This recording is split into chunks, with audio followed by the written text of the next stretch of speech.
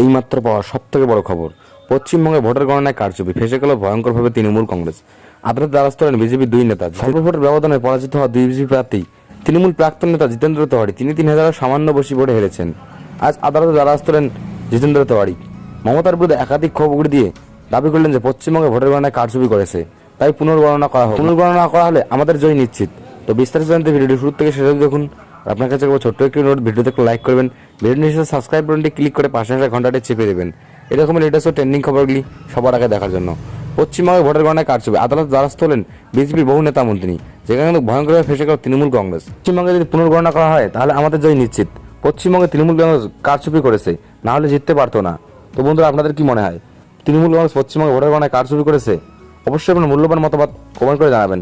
যেখানে কিন্তু বর্ষ ধাক্কা খেয়েছে 2021 নির্বাচনে নন্দীগ্রামের শুভেন্দুর কাছে মমতা বন্দ্যোপাধ্যায়। সেই রায়কে চ্যালেঞ্জ করে মামলা করেন মুখ্যমন্ত্রী মমতা বন্দ্যোপাধ্যায় হাইকোর্টে, যেখানে কিন্তু কোনো বর্ষ ধাক্কা খান মুখ্যমন্ত্রী মমতা বন্দ্যোপাধ্যায়।